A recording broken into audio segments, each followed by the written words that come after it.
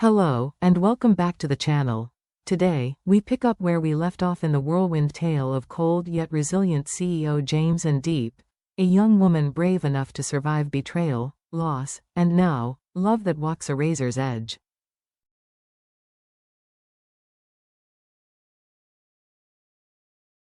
In our previous episode, Diep was relocated to a secret villa, a place protected by the family of a former underground kingpin, the same family who once saved James's life.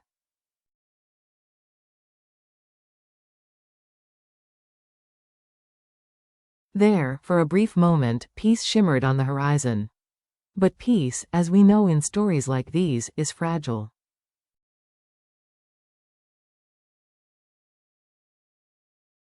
John, the cunning former crime lord with an old vendetta, had been quietly watching.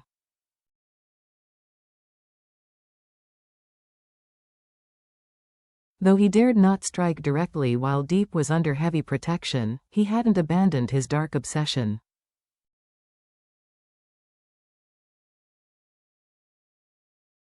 Instead, he changed tactics. If he couldn't take her by force, he'd destroy everything around her.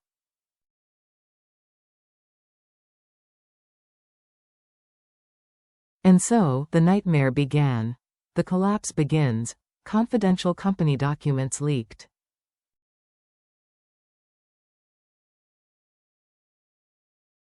Key contracts dissolved without notice. A major shareholder publicly turned against James.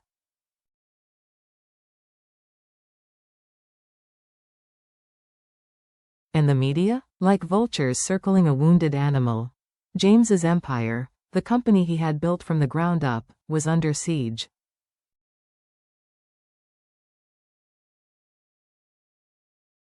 Inside, his team scrambled in confusion. Outside, whispers turned to headlines. Investors backed away.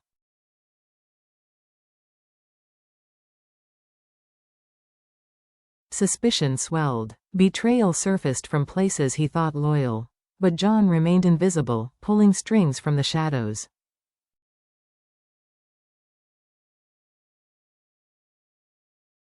His goal wasn't merely James's downfall. It was humiliation, ruin, and then, to claim Diep as a prize.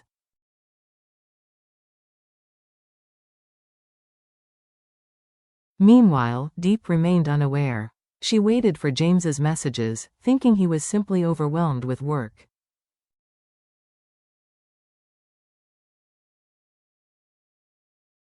She didn't know that he was drowning, silently, desperately, in a war of deceit and sabotage.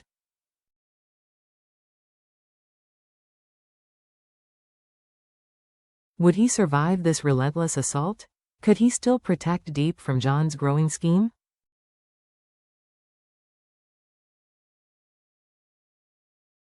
The lumber crisis. Far from the boardroom chaos, another storm brewed.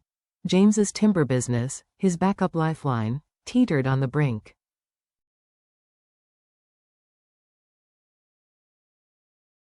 Days of torrential rain had made the forest roads nearly impassable. Harvesting came to a standstill.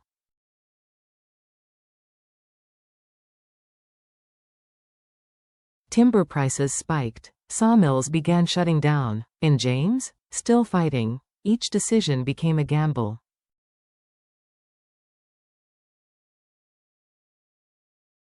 Every mistake, a potential collapse. As he stood by the rain-drenched office window, James wasn't just worried about his business.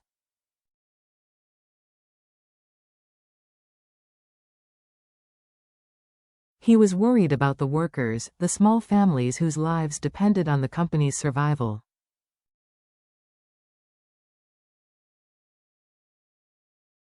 He wasn't just carrying a business. He was carrying a community. And then, out of the mist, appeared a figure from his past, Mr.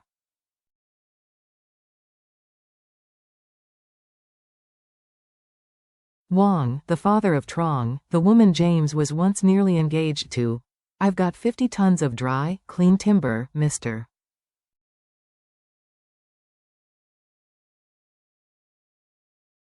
Wong said. I can deliver in 3 days. Will you take it, 50 tons? In this market, it was like being offered a life raft in a sinking storm.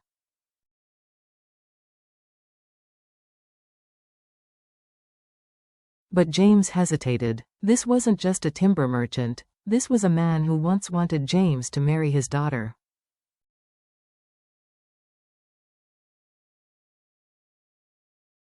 Was this salvation, or a trap? James chose with care. Deliberate. Full inspection.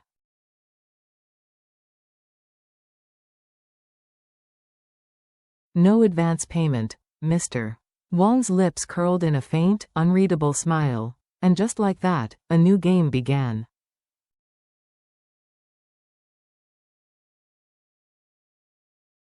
Diep's new life. Miles away from the chaos, Diep found a quieter world. Nestled in a humble village framed by misty hills and rice fields, she now lived with an elderly farming couple, kind souls who took her in when she left the city behind.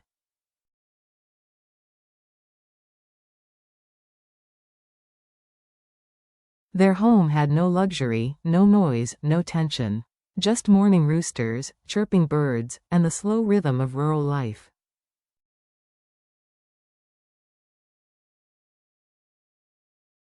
Diep became part of the family. She woke at dawn to light the stove. She cooked with vegetables from the garden.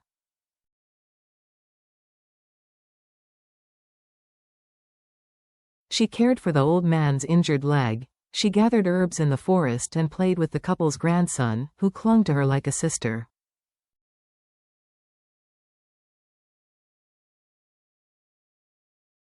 No one who saw her now would believe she had once stood at the center of a high-stakes war between love, vengeance, and money.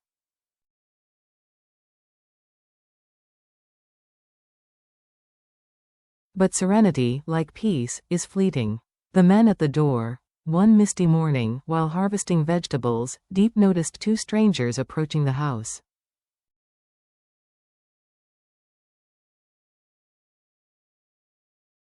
They wore police uniforms, but their eyes were cold, their stance aggressive. "We received a tip," one said gruffly.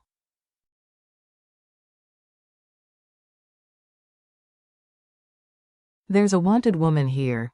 The old man limped to the doorway, his cane digging into the mud, his voice unwavering.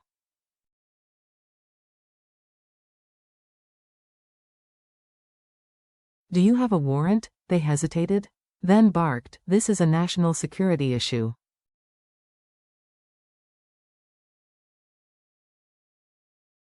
No documents required. But the old man, once a village chief, stood firm. 15 years of public service tells me this isn't how law works.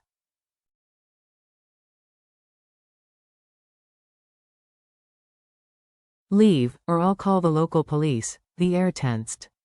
Neighbors watched from afar.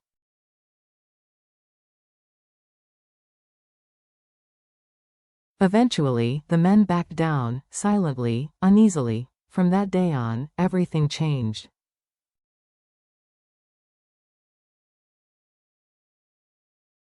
The front gate was locked early. Lights stayed on through the night. Diep was never allowed to go anywhere alone.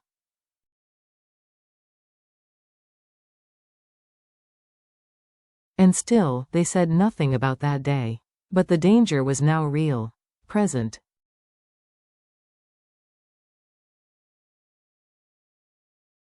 Watching. The reunion in the forest. Days passed. The forest air was thick with the scent of wet earth.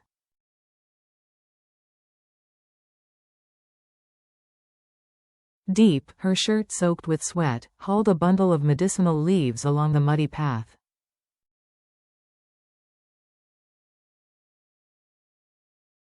Then, a sound. A familiar SUV pulled up. James, gone was the polished CEO. His shirt sleeves were rolled up.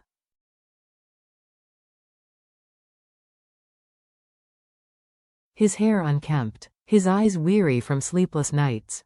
But when he saw her, a softness returned to his gaze.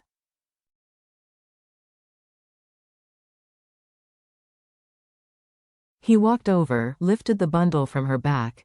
"I thought I'd have to search the ends of the earth to find you," he said.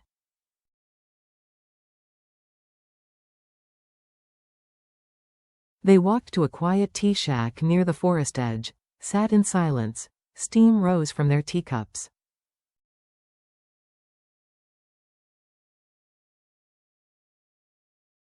Cicadas sang in the trees. You've lost weight, Diep said gently. The company's sinking, James replied.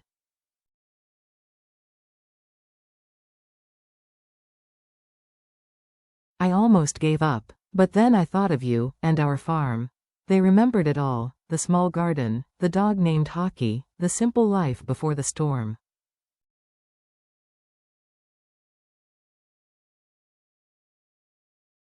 No matter what happens, Diep whispered, I'll stay by your side. Her hand found his.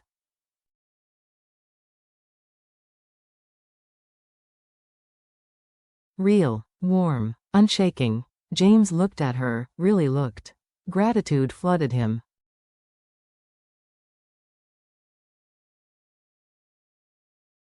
Thank you, for not leaving. For still being you, even when I have nothing left.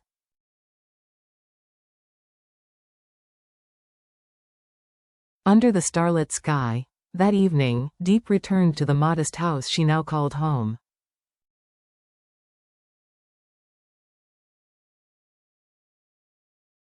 She lit the fire, cooked a simple meal, braised tofu, mustard greens, rice. The old man smiled as she wrapped his leg in herbal balm.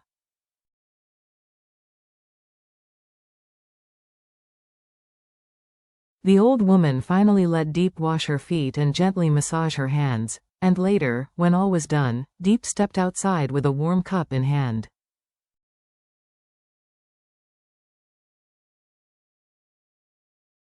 She looked up, stars scattered across the sky like diamonds. The city had never allowed her this view.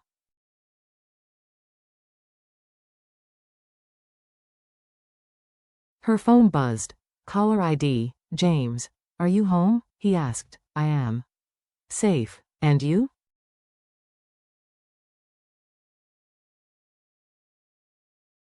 Parked by the road. Signal's bad. Meeting tomorrow. But I feel better knowing you're safe.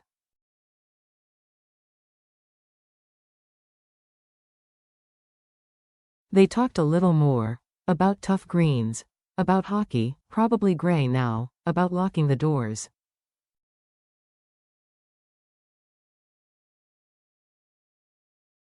About streams. About caution. No grand promises. Just care. Love, in its simplest form.